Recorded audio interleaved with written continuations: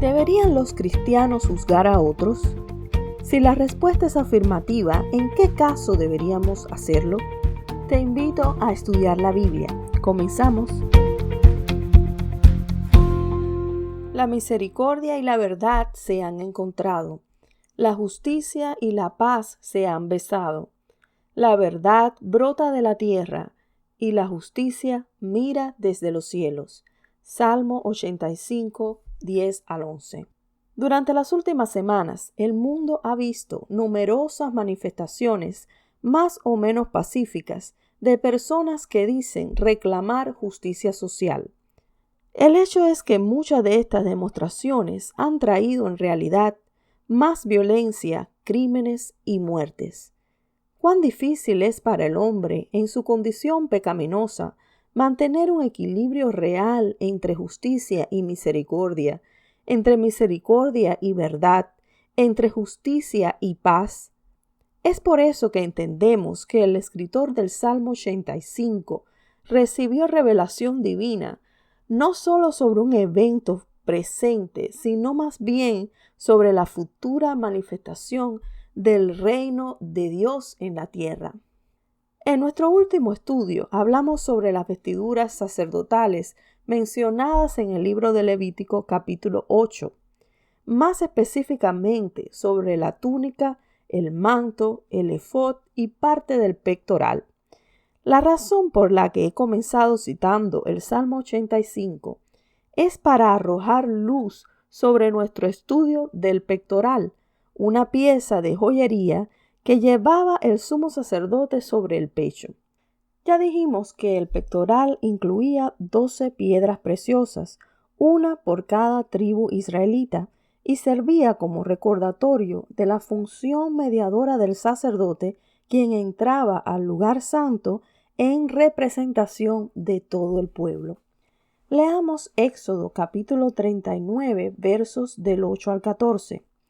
Bezalel hizo también el pectoral, bordado artísticamente como el efod, con hilo de oro, lana teñida de púrpura, carmesí y escarlata, y lino fino, doble y cuadrado, de 20 centímetros por lado. En él se engastaron 4 filas de piedras preciosas. En la primera fila había un rubí, un crisólito y una esmeralda. En la segunda hilera una turquesa, un zafiro y un jade. Y en la tercera hilera un jacinto, un ágata y una amatista. En la cuarta hilera un topacio, un ónice y un jaspe. Estaban engarzadas en engastes de filigrana de oro y eran 12 piedras, una por cada uno de los hijos de Israel, grabada a manera de sello con el nombre de cada una de las 12 tribus.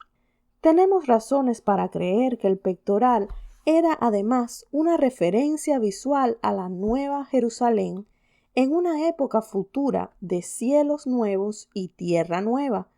Veamos la descripción que hace el apóstol Juan del muro de la Nueva Jerusalén en Apocalipsis 21, 18 al 20. La muralla estaba hecha de jaspe y la ciudad era de oro puro, semejante a cristal pulido.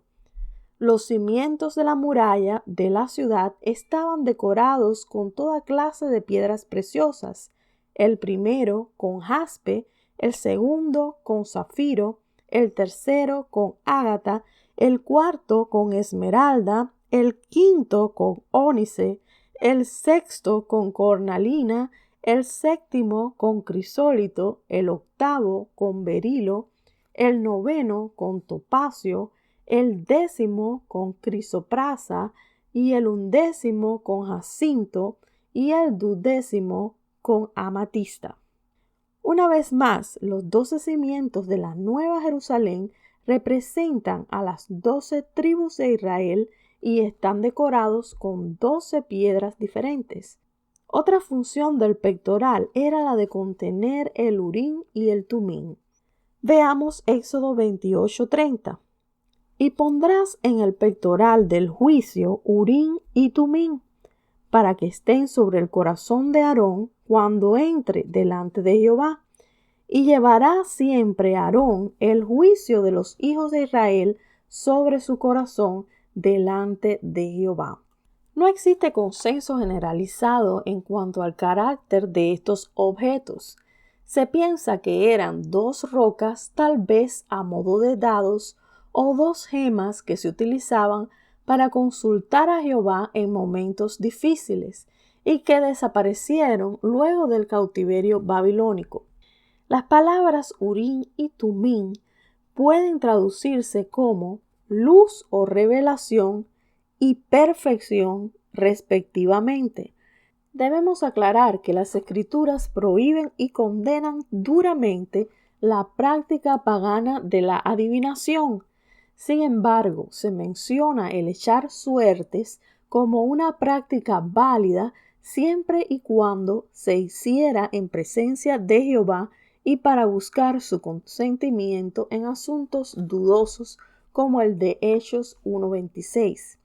El término pectoral del juicio sugiere que éste se usaba para administrar justicia, pues le permitía al sumo sacerdote tomar decisiones y juzgar rectamente mediante la revelación de la voluntad de Dios. En el pectoral encontramos equilibrio entre gracia y justicia, en otra referencia inequívoca al futuro reinado del Mesías Cristo, el único gobierno donde la verdad y la misericordia se besan, donde habrá justicia y paz duraderas. ¿Deberían los cristianos juzgar a otros, sean cristianos o no? Algunos dicen que no es correcto juzgar en lo absoluto. Ellos citan pasajes conocidos de la Escritura, como el que se encuentra en Mateo 7, del 1 al 2, donde Jesús dice: no juzguen a los demás y no serán juzgados, pues serán tratados de la misma forma en que traten a los demás. El criterio o la vara que usen para juzgar a los otros es el criterio o vara con que se les juzgará a ustedes. Desgraciadamente, quienes sostienen esta postura no continúan leyendo en los versos del 3 al 5, donde Jesús advierte a sus discípulos acerca del peligro que supone caer en la hipocresía. Hipócrita, primero quita el tronco de tu ojo, después verás lo suficientemente bien para ocuparte de la astilla en el ojo de tu amigo. Notemos que él no dijo: no trates de ayudar a tu hermano con su basura, sino más bien asegúrate de sacar tu basura primero. Después de todo, nadie puede ver claramente teniendo una basura en el ojo. Así que concluyamos que lo que no deberíamos hacer es actuar con orgullo e hipocresía. ¿En qué caso debería un cristiano juzgar? Echemos un vistazo a 1 Corintios capítulo 6 del 1 al 9, donde el apóstol Pablo reprende a los cristianos de esta ciudad por su mal manejo de ciertas disputas internas. Dice así: cuando uno de ustedes tiene un conflicto con otro creyente, ¿cómo se atreve a presentar una demanda y a pedirle a un tribunal secular que decida sobre el asunto en lugar de llevarlo ante otros creyentes? ¿No se dan cuenta de que algún día nosotros los creyentes juzgaremos al mundo? Y dado que ustedes van a juzgar al mundo, ¿no son capaces de resolver esas pequeñas cuestiones entre ustedes? ¿No se dan cuenta de que juzgaremos a los ángeles? Así que deberían ser capaces de resolver los conflictos comunes y corrientes que ocurren en esta vida. El primer caso donde los cristianos deberíamos juzgar es cuando existen conflictos internos, pues el testimonio de la Iglesia no se ve beneficiado cuando dos cristianos ventilan públicamente sus diferencias en presencia de los incrédulos. Siempre que sea posible resolver el conflicto dentro de los límites de la congregación local, es preferible que los ancianos de la iglesia decidan en cuanto a estos asuntos menores. Si leemos más adelante, notaremos que Pablo no descarta la posibilidad del perdón y la reconciliación como corresponde a quienes buscan imitar a Cristo. Otros pasajes de las epístolas paulinas abordan el ejercicio de la disciplina y la forma en que se deben resolver estos conflictos. En caso de conducta inaceptable y particularmente cuando no había arrepentimiento de parte del ofensor, podía llegar a aplicarse la pena de la excomunión, es decir, la expulsión permanente o temporal de un miembro de la congregación. Veamos lo que dice 1 Corintios capítulo 5 del 12 al 13. No es mi deber juzgar a los de afuera, pero sí es responsabilidad de ustedes juzgar a los que son de la iglesia y están en pecado. Dios juzgará a los de afuera, pero como dicen las Escrituras, quiten al malvado de entre ustedes. En este capítulo, el apóstol Pablo es muy claro acerca de la necesidad de juzgar internamente un caso de inmoralidad sexual dentro de la congregación de creyentes. Más concretamente, alguien estaba relacionándose sexualmente con la esposa de su padre. Si no somos capaces de juzgar y aplicar la disciplina adecuada dentro de la iglesia, el pecado, dice Pablo, se expandirá como levadura y acabará por arruinar el testimonio y la salud espiritual de toda la congregación. Hasta aquí hemos dicho que es correcto y necesario juzgar asuntos internos tales como pecado impenitente, conducta inadecuada o conflictos entre hermanos.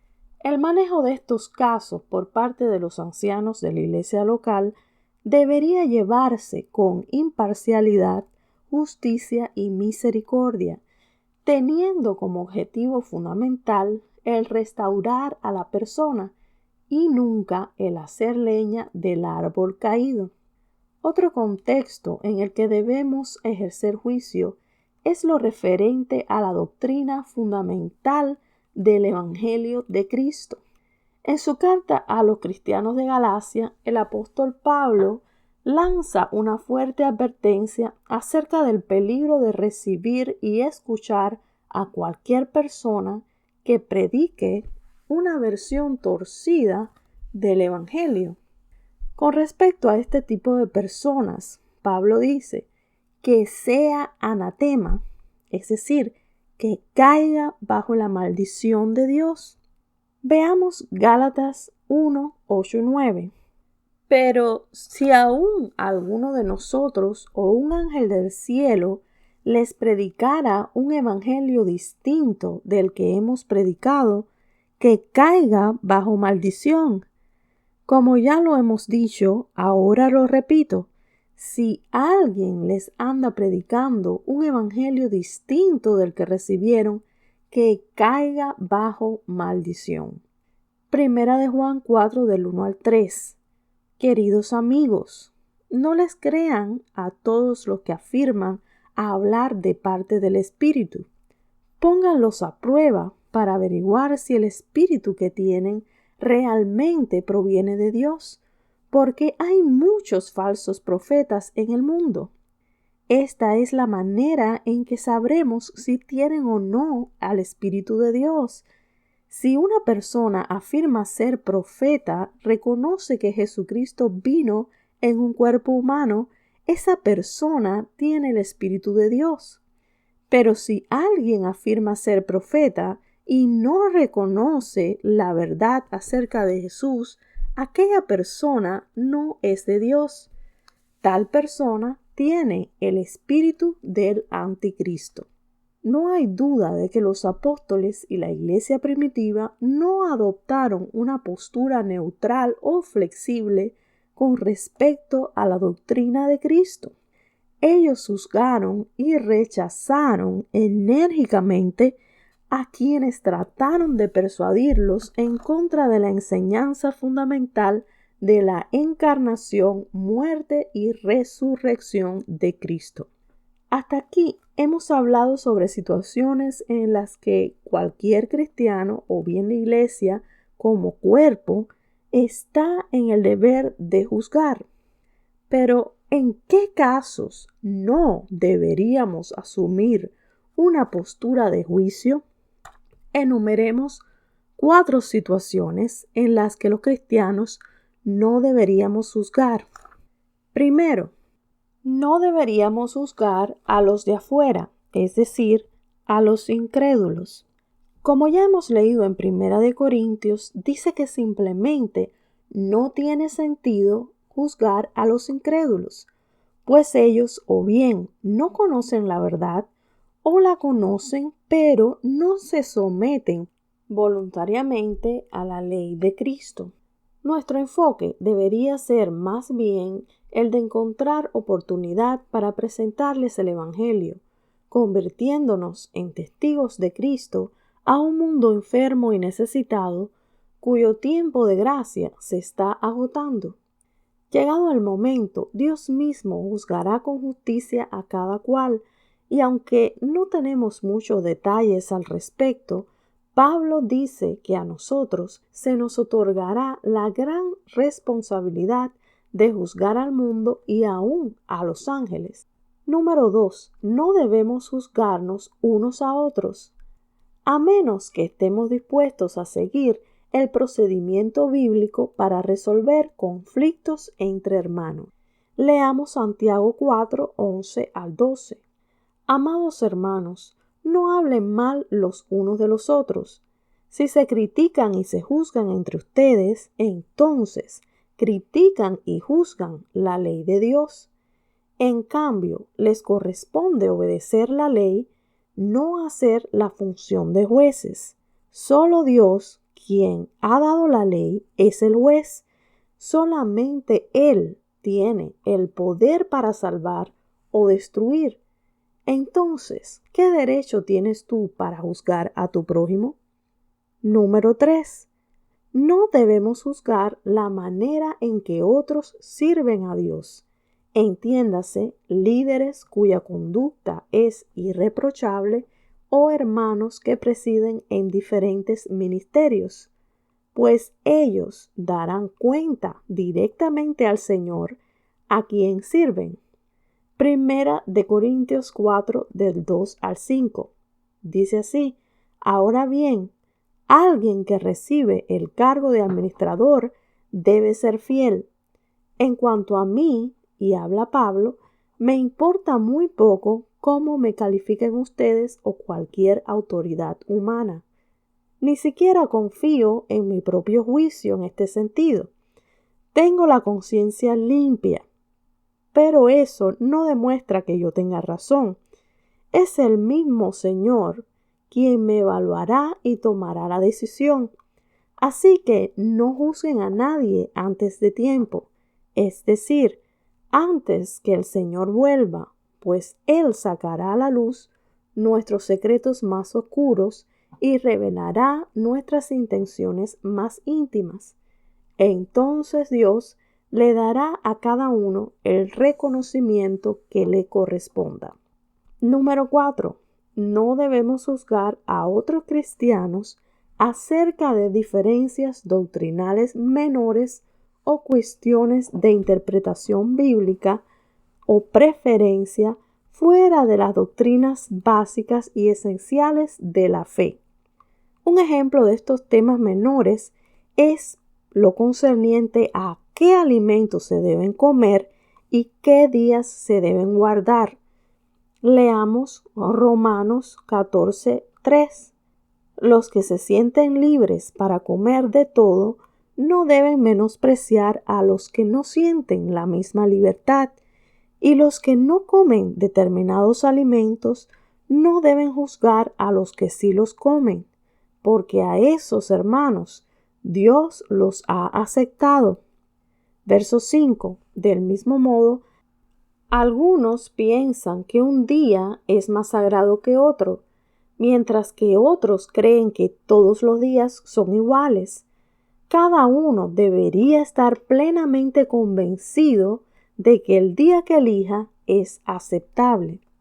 En realidad, la iglesia primitiva tenía una doctrina mucho más sencilla y fácil de entender que la que tenemos hoy. Largos siglos de historia eclesiástica, intereses económicos y conflictos sin resolver nos han alejado de esta visión simple pero efectiva de la fe cristiana. En los últimos años y sobre todo con el auge de las redes sociales, estamos viendo más y más canales y llamados ministerios cristianos cuyo objetivo fundamental es el de criticar y desprestigiar públicamente el trabajo de otros que comparten una misma fe en Jesús. Ellos pasan por encima del sentido común y también de la palabra de Dios, que nos manda a cuidar y preservar el testimonio de la Iglesia, no como institución universal, pero sí como cuerpo único de Cristo en la tierra.